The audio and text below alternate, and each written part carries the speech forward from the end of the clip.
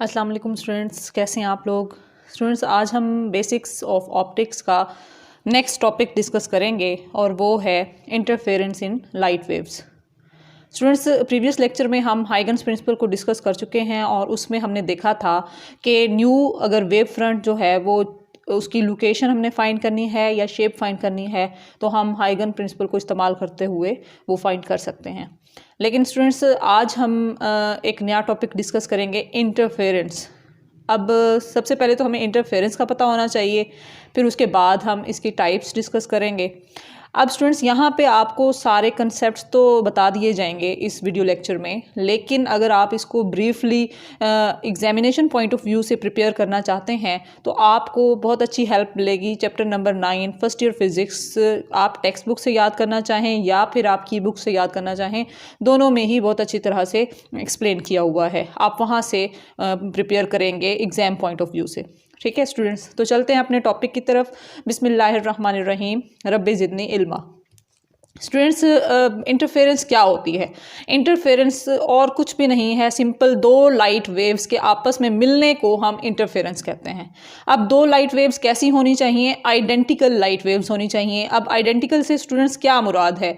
एक जैसी light waves, उनका क्या एक जैसा होना चाहिए? फ्रीक्वेंसी सेम होनी चाहिए, वेवलेंथ सेम होनी चाहिए। अब फ्रीक्वेंसी से क्या मुराद है कि एक सेकंड में कितने साइकिल्स पास हो रहे हैं, इसको फ्रीक्वेंसी कहते हैं। वेवलेंथ सेम होनी चाहिए, यानी दो क्रेस्ट और दो ट्रफ के दरमियान का जो फासला होता है उसको वेवलेंथ कहते हैं। वेवलेंथ सेम होनी चाहिए और एम्पलीट्यूड सेम होना चाहिए। एम्पलीट्यूड से मुराद है कि वर्टिकल डायरेक्शन में कोई वेव वाई एक्सिस के अलॉन्ग कितना मैक्सिमम डिस्टेंस कवर कर रही है, डिस्प्लेसमेंट कवर कर रही है, इसको हम नाम देते हैं एम्पलीट्यूड का। वो भी क्या होना चाहिए? सेम। और उसके अलावा स्टूडेंट्स, दोनों वेव्स को सेम डायरेक्शन में ट्रेवल करना चाहिए। तो इस तरह की वेव्स जब कंबाइन हो आपस में तो स्टूडेंट्स क्या होगा कि फ़र्ज़ करें ये दो लाइट वेव्स, जैसे मैंने आपको 2 कलर्स में आपको नज़र भी आ रहा है, ये दो लाइट वेव्स एक रेड कलर में है और एक ग्रीन कलर में। ये दो लाइट वेव्स स्टूडेंट्स एक पॉइंट P पर इंसिडेंट हो रही हैं। अब ये भी हो सकता है कि ये दोनों वेव्स इस पॉइंट पर जो ब्राइटनेस है उसको बढ़ा दें या इस पॉइंट की ब्राइटनेस जो है वो कम कर दें। तो स्टूडेंट्स, ऐसा कब होगा कि ये रिजल्टेंट जो ब्राइटनेस है उसको बढ़ा देंगी? लाइट वेव्स है ना, तो लाइट वेव्स दरअसल क्या होते हैं, हमें ब्राइटनेस से पता चलता है लाइट वेव्स का। तो ये ब्राइटनेस अगर बढ़ा रही हैं तो किस कंडीशन में बढ़ाएंगी, और कम कर रही हैं तो किस कंडीशन में कम करेंगी, इसको हमें समझने के लिए स्टूडेंट्स डिस्कस करना होगा टाइप्स ऑफ इंटरफेरेंस को। तो स्टूडेंट्स देखते हैं टाइप्स ऑफ इंटरफेरेंस कितनी हैं। दो तरह की स्टूडेंट्स टाइप्स होती हैं इंटरफेरेंस की, एक कंस्ट्रक्टिव इंटरफेरेंस और दूसरा डिस्ट्रक्टिव इंटरफेरेंस। तो कंस्ट्रक्टिव इंटरफेरेंस हो या डिस्ट्रक्टिव इंटरफेरेंस हो, दोनों को डिस्कस करने के लिए हमें दो चीज़ों की रिक्वायरमेंट होगी। एक तो डेफिनेशन हमें अच्छी तरह से इसकी पता होनी चाहिए, और दूसरी अहम जो बात है वो है पाथ डिफरेंस। इसका कंसेप्ट स्टूडेंट्स को नहीं होता, तो ये पाथ डिफरेंस का कंसेप्ट अच्छी तरह से आप लोगों को लेना चाहिए। इसी से ही आपको ऑनवर्ड जो टॉपिक्स हैं, यंग्स डबल स्लिट एक्सपेरिमेंट वगैरह वगैरह, ये आपको उस वक्त समझ आएंगे जब आपको पाथ डिफरेंस का कंसेप्ट समझ आएगा। ठीक है स्टूडेंट्स, तो कंस्ट्रक्टिव और डिस्ट्रक्टिव इंटरफेरेंस में सबसे पहले हम देखते हैं कंस्ट्रक्टिव इंटरफेरेंस क्या होता है। पहले उसकी डेफिनेशन देखते हैं। कोई भी लाइट वेव होती है जो स्टूडेंट, वो हमेशा क्रेस्ट और ट्रफ की फॉर्म में ट्रैवल करती है। अब क्रेस्ट का क्या मतलब है? ये फ़र्ज़ करें ये एक रेफरेंस लाइन है जिसको मैंने रेड कलर से रिप्रेजेंट किया हुआ है। रेफरेंस लाइन के ऊपर वाला जो पोर्शन होता है इसको क्रेस्ट का नाम दिया जाता है, और रेफरेंस लाइन के नीचे वाला जो पोर्शन होता है स्टूडेंट्स, इसको ट्रफ का नाम दिया जाता है। तो और इसके अलावा ये तो क्रेस्ट और ट्रफ आप लोगों को इसकी इंफॉर्मेशन होनी चाहिए। दूसरा कि कोई भी वेव वाई एक्सिस के अलॉन्ग, ये वाई एक्सिस है ना, तो वाई एक्सिस के अलॉन्ग कितना मैक्सिमम डिस्प्लेसमेंट कवर कर रही है, इसको स्टूडेंट्स नाम दिया जाता है एम्पलीट्यूड का। इसको क्या नाम दिया जाता है स्टूडेंट्स? एम्पलीट्यूड का। तो एम्पलीट्यूड को नॉर्मली वाई एक्सिस की डायरेक्शन में रिप्रेजेंट किया जाता है सिंपल वाई से। तो स्टूडेंट्स, अब हम कंस्ट्रक्टिव इंटरफेरेंस की बात कर रहे थे। तो कंस्ट्रक्टिव इंटरफेरेंस ऐसा इंटरफेरेंस या दो वेव्स का ऐसा मिलना कि पहली वेव का क्रेस्ट दूसरी वेव के क्रेस्ट से मिल जाए और पहली वेव का ट्रफ दूसरी वेव के ट्रफ से मिल जाए। तो इस तरह के इंटरफेरेंस को स्टूडेंट्स नॉर्मली क्या कहा जाता है? Constructive interference. अब इसमें स्टूडेंट्स जब ये दोनों वेव्स आपस में इस तरह से सुपरपोज हों, मिलें, आप लोगों की फिजिक्स की बुक में इन दोनों जो वेव्स हैं इन दोनों के मिल मिलने को एक लव से रिप्रेजेंट किया गया और उसको कहते हैं सुपरपोज। इसको क्या कहते हैं स्टूडेंट्स? सुपरपोज। अब सुपरपोज का क्या मतलब होता है? मिलना, ऐड हो जाना। तो दो वेव्स यहाँ पे स्टूडेंट्स बिल्कुल ऐड हो रही हैं, क्योंकि ये देखें, ये रेफरेंस लाइन के ऊपर वाला पोर्शन है, ये भी क्या है? रेफरेंस लाइन के ऊपर वाला पोर्शन, दोनों सेम डायरेक्शन में है। फर्ज करें ये 5 सेंटीमीटर जो है वो ऊपर की डायरेक्शन में मैक्सिमम डिस्प्लेसमेंट कवर कर रही है, ये वाली वेव भी और ये वाली भी। तो दोनों का अगर हम रिजल्टेंट निकालें तो ये रिजल्टेंट वेव हमारे पास आ रही है, जिसका एम्पलीट्यूड जो है वो 5 + 5 आंसर किसके बराबर आ जाएगा? 10 सेंटीमीटर। यानी रिजल्टेंट एम्पलीट्यूड दरअसल स्टूडेंट्स क्या हो रहा है? ऐड हो रहा है जब क्रेस्ट क्रेस्ट से मिलता है और ट्रफ ट्रफ से मिलता है। ये चीज आपको समझानी थी। तो कंस्ट्रक्टिव इंटरफेरेंस में स्टूडेंट्स दरअसल क्या होता है? रिजल्टेंट एम्पलीट्यूड ऐड हो रहा होता है, बढ़ रहा होता है। ये तो हो गया स्टूडेंट्स डेफिनेशन का केस। अब उसके बाद हम देखते हैं पाथ डिफरेंस को। जी स्टूडेंट्स, कंस्ट्रक्टिव इंटरफेरेंस के पाथ डिफरेंस को समझने के लिए फ़र्ज कर लें ये एक सोर्स ऑफ लाइट रखा हुआ है, सिंगल सोर्स ऑफ लाइट है, और इसके सामने मैंने एक प्लेट रख दी है जिसमें 2 होल्स हैं, 2 सुराख किए हुए हैं, और इन दोनों होल्स में से ये लाइट वेव जो हैं इस तरह से पास होती हैं। दोनों को डिफ्रेंशिएट करने के लिए मैंने जो है वो 2 डिफरेंट कलर्स का यूज़ किया है। हालांकि सोर्स तो एक ही है तो कलर भी सेम होना चाहिए था, लेकिन सिर्फ आपको यहाँ पे एक्सप्लेन करने के लिए, आपकी आसानी के लिए भी मैंने 2 डिफरेंट कलर्स रिप्रेजेंट किए हैं, ताकि आपको इन दोनों का फ़र्क पता चले कि इन दोनों का पाथ डिफरेंस कैसे हम फाइंड करेंगे।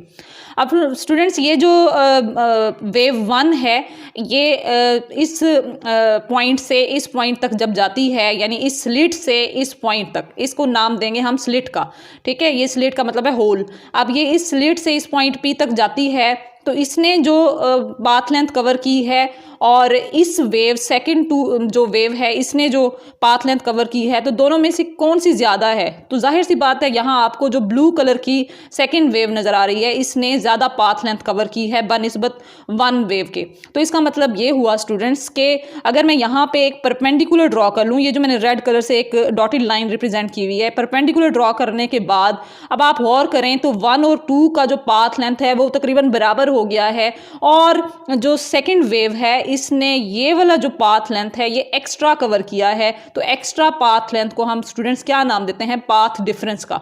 तो हम कैसे पाथ डिफरेंस निकालेंगे कि इसकी पाथ लेंथ में से इसकी पाथ लेंथ को माइनस कर देंगे तो हमारे पास क्या आ जाएगा? Path difference. तो फर्ज करें स्टूडेंट्स, मैं इसको आपको रिप्रेजेंट करती हूँ वेव की फॉर्म में, कि फर्ज करें जो पहली वेव है उसने एक ही क्रेस्ट और एक ही ट्रफ मूव किया है, और याद रखें कि एक क्रेस्ट और एक ट्रफ का जो दरमियानी फासला होगा वो 1 वेवलेंथ होगा। तो स्टूडेंट्स, ये तो इसने जो पाथ लेंथ कवर की है वो 1 लैम्डा के इक्वल की है, लेकिन जो सेकंड वेव है, ब्लू कलर की जो वेव है स्टूडेंट, उसने क्या किया है? 1 लैम्डा जो कवर किया है वो तो दोनों का बराबर है, लेकिन एक्स्ट्रा जो इसने पाथ लेंथ कवर की है वो भी कितनी है? एक क्रेस्ट है उसमें और एक ट्रफ है, तो इसका मतलब है ये भी 1 वेव लेंथ है। तो टोटल इसने जो पाथ लेंथ कवर की है वो 1 lambda plus 1 lambda which is equal to 2 lambda. अब स्टूडेंट्स, 2 लैम्डा में से आप इस ऊपर वाली वेव का 1 लैम्डा माइनस करेंगे तो आपके पास क्या आ जाएगा? Path difference. तो स्टूडेंट्स, यहाँ पे मैंने लिखा हुआ है, ये है आपके पास पाथ डिफरेंस, और वो किसके बराबर आ रहा है? 2 लैम्डा माइनस 1 लैम्डा। तो आप देख लें, 2 में से 1 माइनस करें तो आपके पास आंसर कितना आ जाएगा? 1 लैम्डा। इसका मतलब ये हुआ कि ये पाथ डिफरेंस कितना आ जाएगा? 1 लैम्डा। अब स्टूडेंट्स, आप लोगों ने क्या करना है? आपने ये देखना है कि जब भी पाथ डिफरेंस आपके पास कितना आ जाए, यहाँ पे मैं लिख रही हूँ 1 लैम्डा हो जाए, 2 लैम्डा हो जाए, 3 लैम्डा हो जाए, 4 लैम्डा हो जाए, एंड सो ऑन, यानी लैम्डा का मल्टीपल हो जाए। लैम्डा से जो है ना वो कोई भी नंबर मल्टीप्लाई हो रहा हो, 1 2 0 0 भी हो सकता है, 3 4 5 एंड सो ऑन। तो उस वक्त जो आपके पास इंटरफेरेंस हो रहा होगा वो कौन सा होगा? कंस्ट्रक्टिव। देखें ना स्टूडेंट्स, यहाँ पे क्रेस्ट क्रेस्ट से मिल रहा है, ट्रफ ट्रफ से मिल रहा है, ये तो डेफिनेशन हो गई। और पाथ डिफरेंस कितना होना चाहिए? 1 lambda, 2 lambda, 3 lambda and so on. तो इस केस में स्टूडेंट्स हम कहेंगे हमारे पास जो पाथ डिफरेंस की कंडीशन बन रही है वो क्या है? वो स्टूडेंट्स हमारे पास है path difference is equal to m lambda. इसको हम लोग नाम देते हैं कि ये कंस्ट्रक्टिव इंटरफेरेंस की पाथ डिफरेंस है। एम जो है वो 0 भी हो सकता है यानी 0 लैम्डा, 1 भी हो सकता है यानी 1 लैम्डा, 2 भी हो सकता है यानी 2 लैम्डा एंड सो ऑन।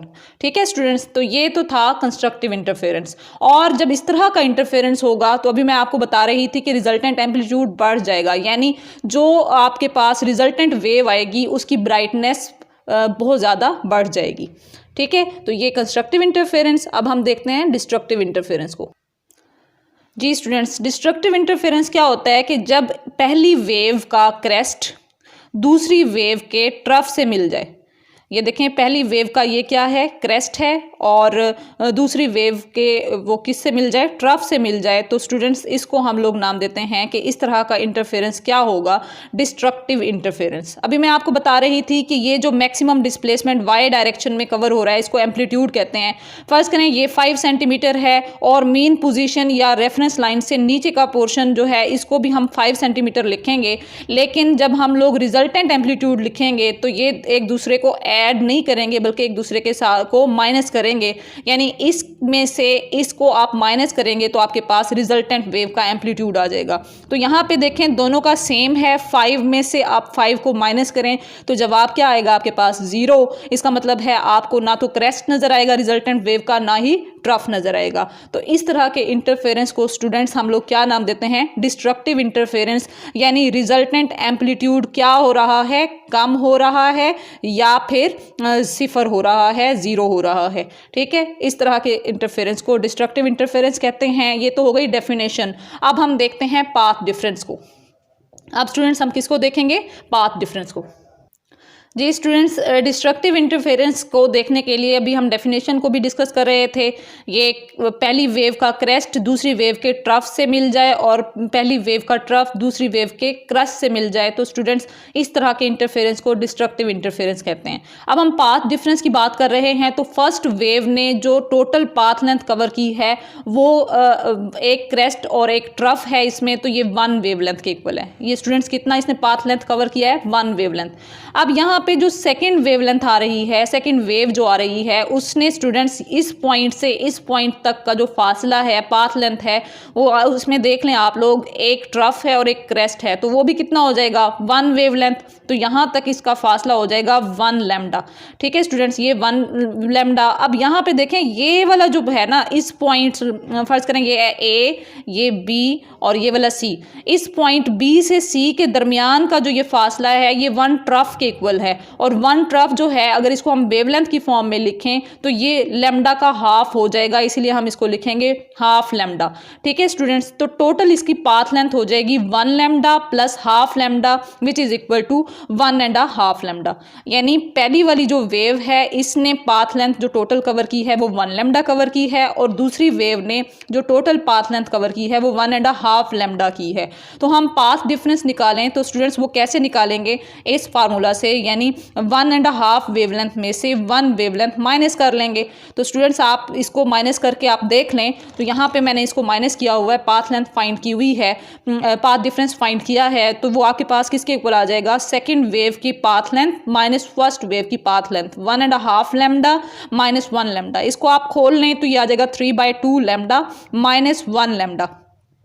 तो ये स्टूडेंट्स एलसीएम ले लेंगे आप लोग, इसका एलसीएम 2 आएगा, तो 3 lambda minus 2 multiply by 1, 2 lambda, तो आपके पास 3 minus 2 lambda which is equal to 1 lambda divided by 2।